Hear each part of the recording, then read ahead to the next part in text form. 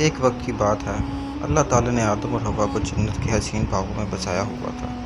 یہاں ہر قسم کی نعمتیں موجود تھیں اور اللہ نے انہیں ہر چیز کھانے پینے کی اجازت دی تھی سوائے ایک درخت کے مخصوص پھل کے۔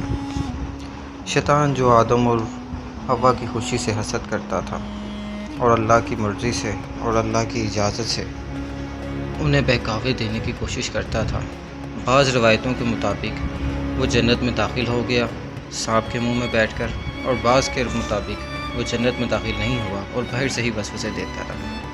شیطان: آدم اور حوا، اللہ نے تمہیں یہ پھل کھانے سے صرف اس لیے روکا ہے تاکہ تم فرشتے نہ بن جاؤ اور ہمیشہ کے لیے زندہ نہ رہو اور نہ ہی جنت میں ہمیشہ کے لیے رہو۔ یہ پھل تمہیں زندگی دے گا اور بے انتہا علم دے گا۔ میں سچ کہہ رہا ہوں، تمہیں اسے ضرور چکھنا چاہیے۔ آدم اور حوا، جو شیطان کے مکر سے ناواقف تھے، اس کی باتوں میں آ گئے۔ حوا: شاید شیطان صحیح کہہ رہا ہے آدم، لیکن اللہ کا حکم۔ پھر حوا نے پہلے درخت کا پھل چکھا اور بعد میں حضرت آدم علیہ السلام نے۔ جیسے ہی انہوں نے پھل کھایا، ان پر اپنی حالت اشکار ہو گئی۔ ان کے جنتی لباس جاتے رہے اور وہ شرمندگی محسوس کرنے لگے۔ وہ جنت کے پتوں سے اپنے آپ کو چھپانے لگے۔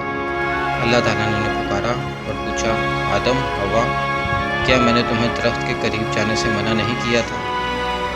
آدم بولے: پروردگار، ہم نے اپنی ذات پر ظلم کیا، تو بڑا رحمان اور نہایت رحم کرنے والا ہے، ہمیں بخش دے۔ حوا بھی روتے ہوئے بولی کہ یا اللہ، ہم سے غلطی ہو گئی، ہمیں معاف کر دے۔ اللہ تعالیٰ نے انہیں اپنی رحمت سے معاف کر دیا، لیکن نافرمانی کی وجہ سے انہیں جنت سے نکال کر زمین پر بھیج دیا۔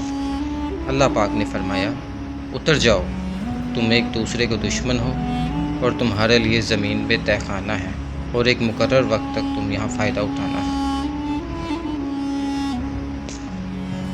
زمین پر انہیں محنت اور مشقت کے ساتھ زندگی گزارنی تھی، لیکن آدم کا کہنا تھا کہ ہم اللہ کی رحمت سے کبھی بھی مایوس نہیں ہوں گے اور اس کی راہ پر چلتے رہیں گے۔